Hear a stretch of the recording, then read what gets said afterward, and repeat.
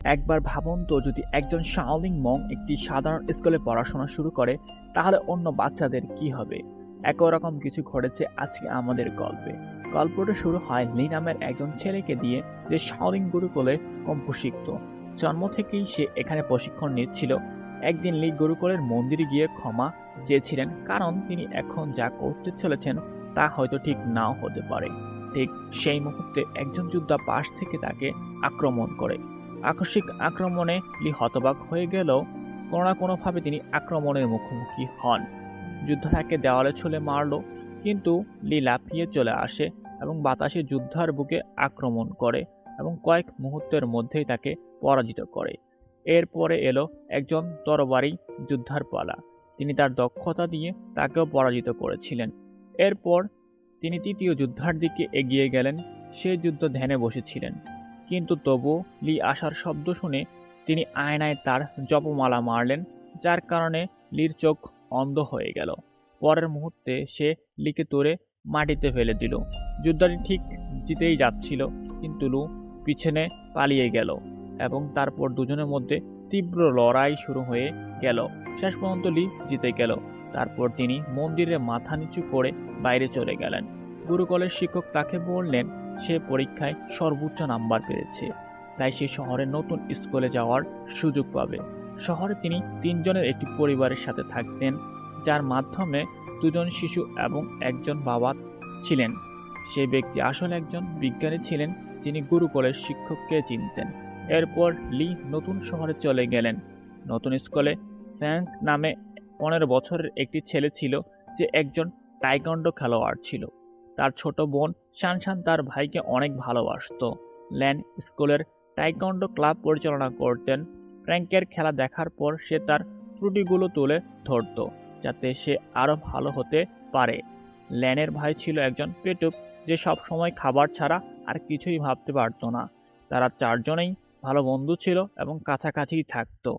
আসলে লি ল্যানের বাড়িতে থাকতে আসছিল। তার বাবা ডাক্তার হেন কঠোর পরিশ্রম করছিলেন।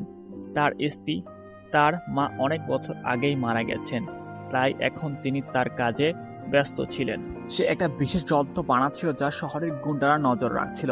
ডক্টর হ্যান্ড বাচ্চাদের ডাকলেন, কিন্তু ল্যান্ড খুশি হলেন না, কারণ তার বাবা আর কখনোই বাড়িতে আসেননি। ডক্টর হ্যান্ড শীঘ্রই আসার প্রতিশ্রুতি দিয়েছেন এবং তাদের বাড়িতে পাঠানোর একটি উপহার খুলতে বলেছিলেন। আসলে বক্সটি একটি ডিজাইন ছিল যা গুন্ডারা চুরি করতে চেয়েছিলেন। তারপর লি দরজার কড়া নাড়ল এবং ল্যান তাকে ভেতরে নিয়ে এলো। সে তাকে তার ঘর দেখাতে নিয়ে গেল এবং সেখানে তার বাবাকে গুন্ডারা বন্দি করে রাখলো। গ্যাং লিডার লেরি ডক্টর হ্যানকে ধাক্কা দিয়ে তার কাছ থেকে ডিজাইনটি চেয়ে নিল। ডক্টর হ্যান বললেন যে এমন কোনো যন্ত্র নেই। তিনি বলেছিলেন যে তিনি এআই প্রযুক্তি নিয়ে কাজ করছেন, যাতে তার বাচ্চারা তার মায়ের কণ্ঠে একটি রোবটের সাথে কথা বলতে পারে। কিন্তু লেরি তার কথা বিশ্বাস করেননি। সিসিটিভি ফুটেজ দেখে তিনি জানতে পারেন যে ডিজাইনটি ইতিমধ্যেই ডক্টর হ্যানের বাড়িতে চলে গেছে। তখন লেরির দুই শিষ্য স্লোপি এবং ফিস্ট খুব খুশি হয়েছিল, কারণ গুন্ডা হওয়ার পর এটি ছিল তার প্রথম মিশন। তারা দুজনেই অদ্ভুত এবং খারাপ পোশাক পরে তাদের ইউনিফর্ম পরিবর্তন করে ল্যানের বাড়ির বাইরে দাঁড়িয়েছিল। তাদের একজন রাতে লুকিয়ে ঢুকতে রাজি হলো, কিন্তু তারপর অন্যজন বলল যে বাচ্চাদের যেভাবেই হোক স্কুল যেতে হবে। তারা দুজনেই দিনের বেলা চুরি করবে। কি হয়েছে ভাই? বাড়িতে তোলা নতুন লি শহরের কথাগুলো শিখছিল। সে ল্যানকে টাইকোয়ান্ডো ম্যাচ দেখছিল এবং এই খেলাটি আকর্ষণীয় বলে মনে করছিল। রাতে যখন সে ধ্যান করতে বসলো, তখন লি এর ভিডিও গেমের কারণে তাদের মধ্যে তর্ক শুরু হলো, কিন্তু শীঘ্রই তারা দুজনেই একই সাথে ভিডিও গেমটি উপভোগ করতে শুরু করলো। অন্যদিকে ল্যান যখন তার ঘরের গিয়ে বক্সটি খুলল, তখন তাতে একটি পান্ডার চেইন পাওয়া গেল। সে জানতো না যে আসলে এই পান্ডাটি সেই গোপন পেন ড্রাইভ যা গুন্ডারা এতদিন ধরে খুঁজছিল। ল্যান যখন বোতাম টিপল, পান্ডাটাকে পাসওয়ার্ড সেভ করতে বলল। তারপর ল্যান জিজ্ঞাসা করলো কি ধরনের পাসওয়ার্ড, এবং অজান্তেই এই পাসওয়ার্ড সেভ করা হয়েছে। তারপর যখন সে পান্ডাটি চালু করলো, তখন সে জানতে পারলো যে এটা তার মায়ের কৃত্রিম বুদ্ধিমত্তার কণ্ঠস্বর আছে। পরের দিন সকালে লিইউ আর ল্যানকে নিয়ে স্কুলের প্রথম দিনের জন্য রওনা দিল। ওই 2 গুন্ডা বাচ্চাদের বাইরে যেতে দেখে তাদের পরিকল্পনা বাস্তবায়নের সিদ্ধান্ত নেয়। কিন্তু তারপর তাদের একজন লেন তার ব্যাগ থেকে ঝুলে রাখা পান্ডার শিকলটি লক্ষ্য করে। এখন তারা লেনের কাছ থেকে সেই ডিভাইসটি ছিনিয়ে নেওয়ার চেষ্টা করছিল। পথে লেন লিওর সাথে ফ্র্যাঙ্কের পরিচয় করিয়ে দেয়। সে সময় গুন্ডাটি সুযোগ করে চাবির চেইনটি চুরি করে সেখান থেকে পালিয়ে যায়। তারপর লি তাকে দেখতে পেল এবং তার তৎপরতা দেখিয়ে সে গুন্ডাটিকে গলা টিপে ধরল।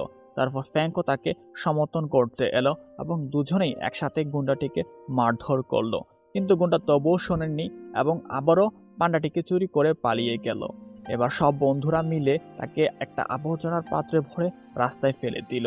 তারপর স্কুলে লি এর ক্লাসের বাচ্চারা একজন শাওলিন মং যোদ্ধাকে দেখে অবাক হয়ে গেল। তারা তাকে জিজ্ঞাসা করতে শুরু করলো যে সে কি কখনো বিয়ে করতে পারবে।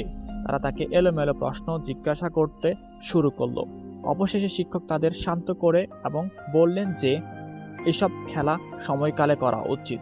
খেলার সময় তাদের কোচ বলেছিলেন যে আগামী মাসে তাদের তৎপরতা পরীক্ষা হবে এবং যে কেউ এতে উত্তীর্ণ হবে না সে পরবর্তী ক্লাসে যেতে পারবে না।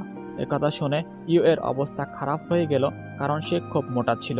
ভাই সাহেব কত কষ্ট করে হাঁটতেন ঈশ্বরই ভালো জানেন। তারপর কোচ সবাইকে বললেন যে তার পরবর্তী ক্লাসে যাওয়া উচিত নয়। যখন 100 মিটার দৌড় দেওয়া হচ্ছিল তখন লি সময়ের আগে 2 রাউন্ড শেষ করেছিলেন, যখন বাকি বাচ্চারা এখনো প্রথম রাউন্ডে ছিল। এরপরে তাদের পুশ আপ করতে বলা হয়েছিল, যেখানে লি ইতিমধ্যেই একজন বিশেষজ্ঞ ছিলেন। সে 100টিরও বেশি পুশ আপ করেছিল এবং বাকি বাচ্চারা দুটিও করতে পারেনি। পরে সে এক হাতে পুশ আপ শুরু করে। তার বীরত্ব দেখে সব বাচ্চারা লাফাতে শুরু করলো। তারপর এলো উঁচু লাফ দেওয়ার পালা।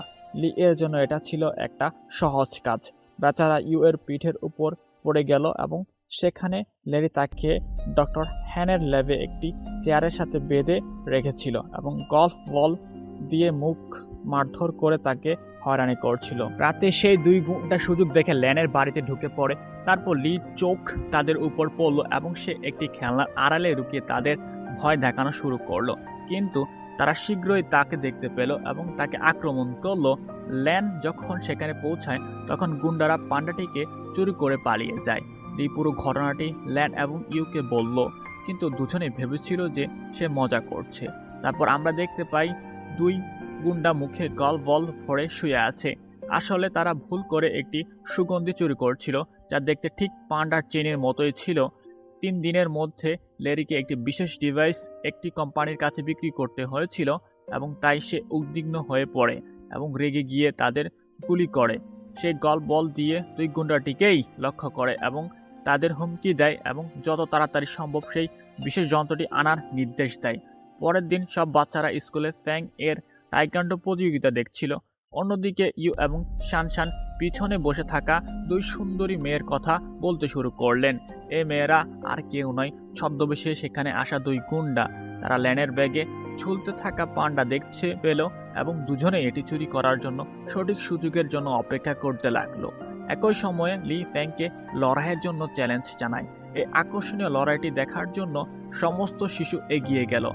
এখন সঠিক সুযোগ দেখে গুন্ডারা ব্যাগ থেকে পান্ডাটি চুরি করার চেষ্টা করছিল, কিন্তু এই প্রক্রিয়ায় তাদের নকল বলগুলি সেখানে আটকে যায়। আর এদিকে লড়াইয়ে ফ্যাং এবং লি তীব্র প্রতিদ্বন্দ্বিতা করছিল। দুজনে একে অপরের উপর প্রবলভাবে প্রভাব বিস্তার করছিল। অবশেষে দুজনেই একে অপরকে হত্যা না করার সিদ্ধান্ত নেয় এবং লড়াই শেষ হয়। একই সাথে সবাই পিছনে ফিরে ওই 2 গুন্ডাকে চিনতে পারল। বাচ্চারা একই সাথে তাদের আক্রমণ করছিল, কিন্তু এবার তারা একটি মেয়েকে হত্যা করার হুমকি দিয়েছিল এবং পান্ডা যন্ত্রটি চুরি করছিল। লেরি ডিভাইসটি নিয়ে পালিয়ে গেল। তারপর বাচ্চারা একই সাথে অধ্যক্ষের কাছে গেল এবং পুলিশকে ফোন করে পুরো বিষয়টি ব্যাখ্যা করলো। লিক এই সবকিছুর জন্য নিজেকে দায়ী মনে করছিল, কারণ সে যদি ফ্যাংকে চ্যালেঞ্জ না করত তাহলে ল্যান তার ব্যাগ থেকে খুব বেশি দূরে যেতে পারত না। কিন্তু অন্তত বাচ্চারা তাকে সান্ত্বনা দিল এবং বলল যে এভাবে চিন্তা করা ঠিক না। অবশেষে লেরি ডিভাইসটি ধরল এবং এর মাধ্যমে সে কম্পিউটারে একটি প্রোগ্রাম চালালো, কিন্তু সে জানলো না যে এটি ব্যবহার করার জন্য একটি পাসওয়ার্ড প্রয়োজন। সে কিছু প্রোগ্রামারকে ডেকে তালা খুলতে বলল, কিন্তু তারা সারাদিন কেটে যাওয়ার পরেও সে কিছুই পেল না। এখন লেরির রাগ সমস্ত সীমা ছাড়িয়ে গেল। তারপর সে তার ফোনে ডাক্তার হ্যানের মেয়ের একটি বার্তা দেখতে পেল। ল্যান চেয়েছিল তার বাবা আগামীকাল তার জন্মদিনে বাড়ি আসুক। ল্যারি ডক্টর হ্যানের পক্ষ থেকে আগামীকাল পার্টিতে পৌঁছানোর প্রতিশ্রুতি দিয়েছে। পরের দিন ল্যান এবং তার বন্ধুরা জন্মদিনের পার্টির জন্য প্রস্তুতি নিচ্ছিল। সমস্ত লোক ল্যানকে বাড়িতে একা রেখে তার জন্য উপহার আনতে গেল। তারপর ল্যান তার বাবার কাছ থেকে খবর পেল যে সে ঘরের বাইরে এসেছে, কিন্তু সে বেরিয়ে আসার সাথে সাথেই কেউ তাকে ডাক দিল এবং তাকে অপহরণ করে গাড়িতে তুলে নিয়ে যায়। সেই সময় লি এবং তার বন্ধুরা ভ্যানের ল্যানকে দেখতে পায় এবং তাদের সাইকেলে করে তাকে ধাওয়া করতে শুরু করে। অবশেষে সবাই ডাক্তার হ্যানের ল্যাবে পৌঁছে ল্যানকে খুঁজতে শুরু করলো। ল্যারি এবং তার ব্যবসায়িক অংশীদার তর্ক করছিল, কারণ ল্যারি আগামীকাল সে বিশেষ ডিভাইসটি বিক্রি করতে যাচ্ছিল, কিন্তু সে এখনও এর পাসওয়ার্ড জানতো না। এবার ল্যারি রেগে গেল এবং ল্যানের ঘাড়ে ছুরি রেখে তার কাছ থেকে পাসওয়ার্ড চাইল। ল্যান উত্তর দিল কি ধরনের পাসওয়ার্ড, আর ঠিক সেই মুহূর্তেই প্রোগ্রামটি শুরু হয়ে গেল। বাইরে শুরু থেকেই দুই গুন্ডা ঘাটি পাহারা দিচ্ছিল। লি এবং ফ্র্যাঙ্ক তাদের আক্রমণ করে এবং কিছুক্ষণের মধ্যেই তাদের ছিটকে দেয়। কিন্তু এরপর তারা ল্যারির লোক ব্র্যান্ডলির সাথে দেখা করে। তিনি একজন বিপজ্জনক যোদ্ধা ছিলেন, এই কারণেই লি এবং ফ্র্যাঙ্ক একই সাথে তাকে হারাতে পারেনি। ভেতরের ল্যাবে ল্যারির চুক্তি চূড়ান্ত হতে চলেছে। ঠিক তখনই ইউ এসে গোপনে তার বোন এবং বাবাকে ছেড়ে দিল। লিও সেখানে পৌঁছে গুন্ডাদের সাথে লড়াই করে। ঠিক সেই মুহূর্তে ল্যারি প্যানড্রাইভ ভর্তি ব্যাগটি নিয়ে বাইরে দৌড়ে গেল, কিন্তু ডক্টর হ্যান, ইউএন আর লেন একই সাথে তাকে মারধর করল। ব্র্যান্ডলির সাথে লড়াইয়ে লি আবারও ফ্র্যাঙ্ককে সমর্থন করতে যান। অবশেষে দুজনে মিলে তাকে পরাজিত করতে সফল হন। অবশেষে পুলিশ সেখানে পৌঁছে সব গুন্ডাদের ধরে ফেলে এবং পরে অধ্যক্ষ লি এবং ইউকে তাদের সাহসিকতার জন্য পদক প্রদান করেন। ভিডিওটি ভালো লাগলে লাইক করুন এবং চ্যানেলটি সাবস্ক্রাইব করবেন। পরবর্তী দেখার জন্য সবাইকে আমন্ত্রণ রইল। ভালো থাকবেন।